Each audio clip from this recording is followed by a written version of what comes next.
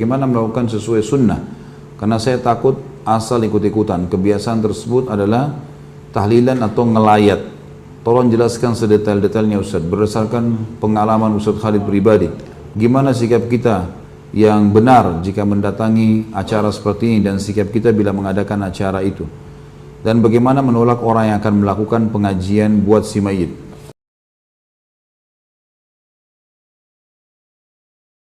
Pertanyaan seperti ini yang selalu dijadikan sebagai pemicu. Ya. Ini Ustadz Wahabi nih, larang berzikir.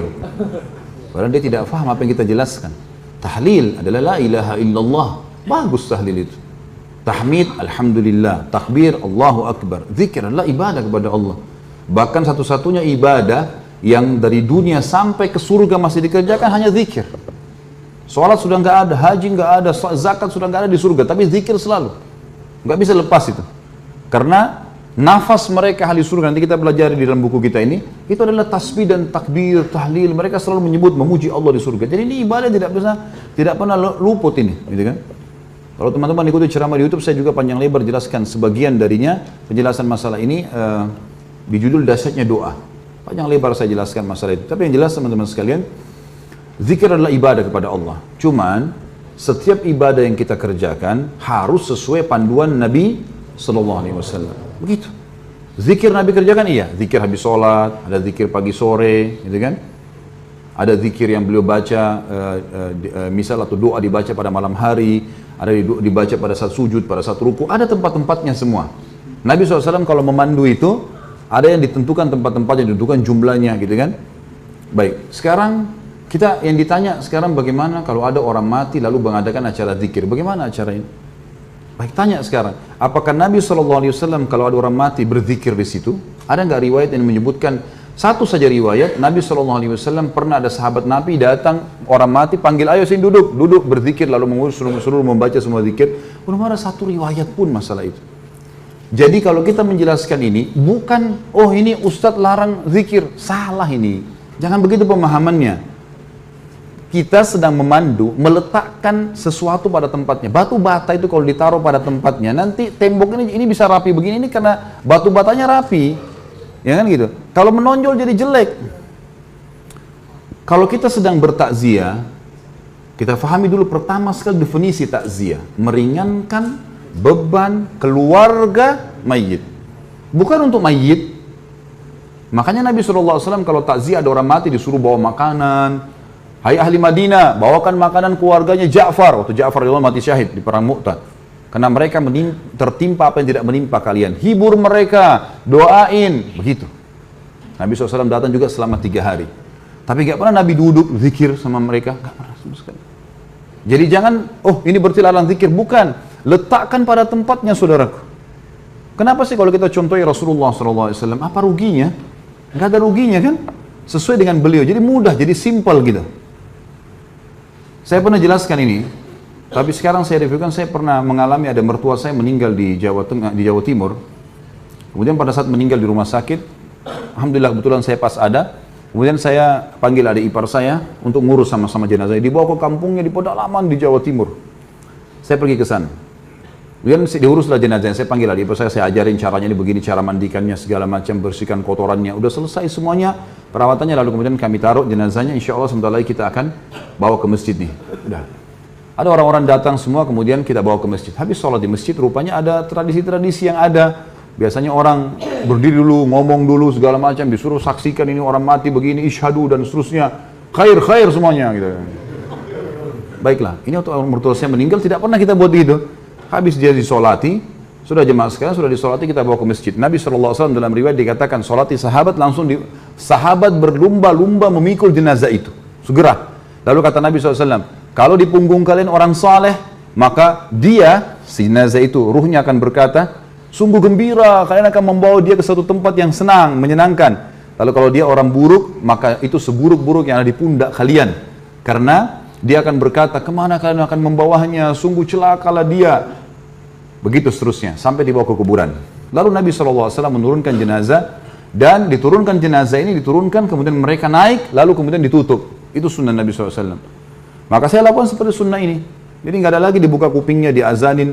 panggil anaknya azan, kena azan untuk sholat, gitu kan. Nggak ada hubungannya sama orang mati. Allah mengatakan, innaka la tusmi'u man fil kubur. Kau tidak akan bisa memperdengarkan orang yang di kuburan, hai Muhammad. Selesai orang mati, mau diazanin untuk apa gitu? Ada yang lebih unik, ngajak bicara orang mati itu. Saya pernah lihat itu di kuburan, dia pegang kertas, orang-orang di sebelahnya nggak ngerti, saya ngerti apa yang dia bilang. Hai fulan bin fulan, kalau malaikat mungkar nakir datang tanya siapa Tuhanmu, jawablah Allah. Kalau antum ada orang meninggal, antum ikut, lalu antum lihat dia pegang kertas, itu dia ngomong sama orang mati biasanya. Kalau datang tanya siapa nabimu, bilang Muhammad SAW. Kalau datang tanya agama, bilang Islam. Jadi dia memandu orang mati. Apa yang mau dipandu ini? Waktu masih hidup, ajar. Gitu. Jangan lagi mati. Baiklah. Kita turunin jenazah itu, ditutup, lalu saya naik sama ipar saya, sama satu orang lagi bantu, setelah kami keluar ditutup. Rupanya saya nggak tahu di situ ada beberapa teman-teman kiai yang hadir.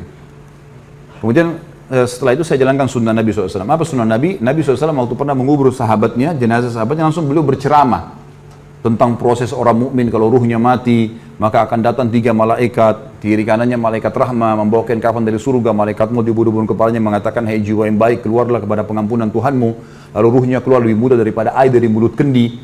Terus saja saya sampaikan, sampai saya sadari, ipar saya menangis, dan orang-orang banyak yang nangis, karena riwayatnya panjang itu, tentang ruh orang beriman keluar, kemudian mengeluarkan bau lebih wangi dari bau kasturi, naik ke langit, semua malaikat menyambut ruh itu. Kemudian terdengar Allah mengatakan, catatkan hambaku ini termasuk penghuni surga, kembalikan dari dunia, di sana saya ciptakan, di sana pula saya bangkitkan. Lalu diantar ruhnya bersamaan jasadnya dimasukkan oleh kerabatnya. 3 langkah mereka jalan masih terdengar suara sendalnya. Kemudian barulah datang malaikat mendudukkan dia, tanya siapa Tuhanmu, siapa nabimu, apa kitabmu. Kalau dia orang mukmin, kata Nabi SAW, dia akan menjawab, yuthabbitullahu alladhina amanu bil qawli tsabiti fil hayatid dunya wa fil akhirah. Allah akan menetapkan lisan orang-orang beriman untuk menjawab di dunia dan di akhirat. Kata ulama tafsir, di dunia maksudnya adalah kalau ditanya kenapa kamu sholat, kenapa kamu puasa, kenapa kamu haji, kalau dia belajar wahyu dia bisa punya jawaban, gitu kan?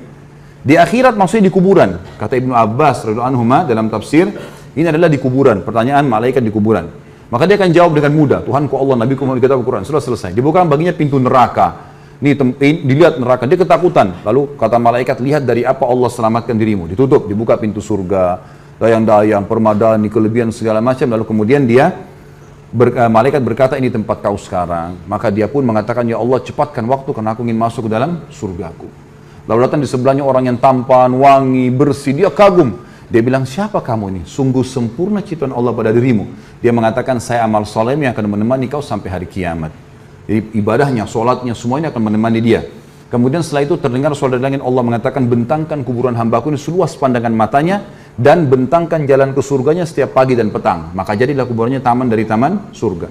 Sebaliknya kalau dia orang kafir atau orang fasik, akan datang 3 malaikat, 2 malaikat penyiksa kiri kanannya membawakan kafan dari neraka, 1 malaikat mau dibunuh-bunuh kepalanya mengatakan, hai jiwa yang busuk, keluarlah kepada murka Tuhanmu. Lalu berserakan di tubuhnya, lalu malaikat menarik dengan keras secara paksa, seperti ibaratnya bulu domba yang dibasahkan lalu dililitkan di pohon berduri dan ditarik dengan keras sehingga berantakan bulu domba itu. Belum sesaat keluar ditangkap malaikat azab, dipakai kain kafan dari neraka lalu dibawa ke atas. Belum tiba di langit pertama, semua malaikat menolak karena mengeluarkan bau lebih busuk dari bau bangkai. Wa na'udzubillah. Lalu terdengar suara dari langit, Allah mengatakan, catatkan hambaku ini termasuk penghuni neraka, kembalikan di dunia karena di sana saya ciptakan, di sana saya akan bangkitkan. Lalu diantarlah bersama dengan jenazahnya diantar oleh kerabatnya.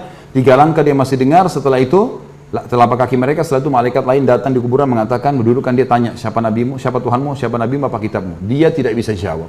Dia hanya mengatakan atau apa ya gitu. Saya cuma ikut-ikut dulu orang bilang gitu. Walaupun dia orang muslim tapi banyak dosanya, tidak sempat tobat begitu. Lalu dibukakan baginya pintu surga, dia kagum tercium bau yang wangi. Lalu malaikat bilang, lihat dari apa kamu haramkan dirimu.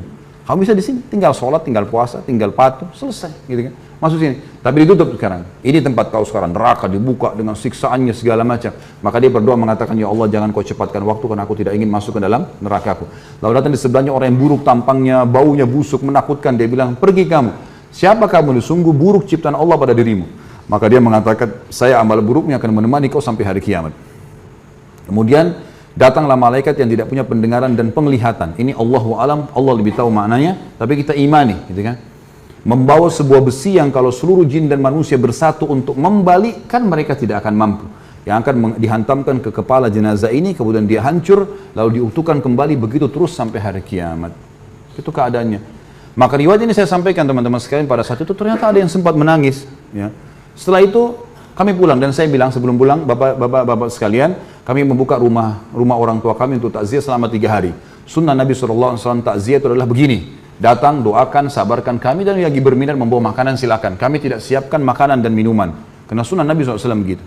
Alhamdulillah 3 hari itu nggak ada acara apa-apa, nggak ada ribut-ribut, nggak ada. Semua orang datang, doakan kita, pergi, bawa makanan, pergi. Hanya banyak orang yang datang waktu itu, tokoh-tokoh masyarakat datang terus ngobrol sama saya, banyak yang bertanya masalah hukum.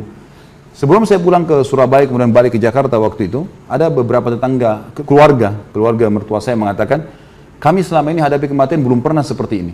Kami merasa 3 hari ini nggak ada beban. Dan sekarang seperti kami sudah ikhlas melepaskannya. Sebenarnya sunnah Nabi SAW. Tapi teman-teman sekalian, kalau ada orang yang tetap mau melakukan haknya dia, saya tidak larang ya. Jangan bilang Khalid Basalamah larang, sehingga lagi menyesatkan. Tidak. Silakan buat. Yang antum mau buat, silakan. Bebas. Gitu kan. Semua orang bertanggung jawab. Tugas saya menyampaikan saja. Gitu kan.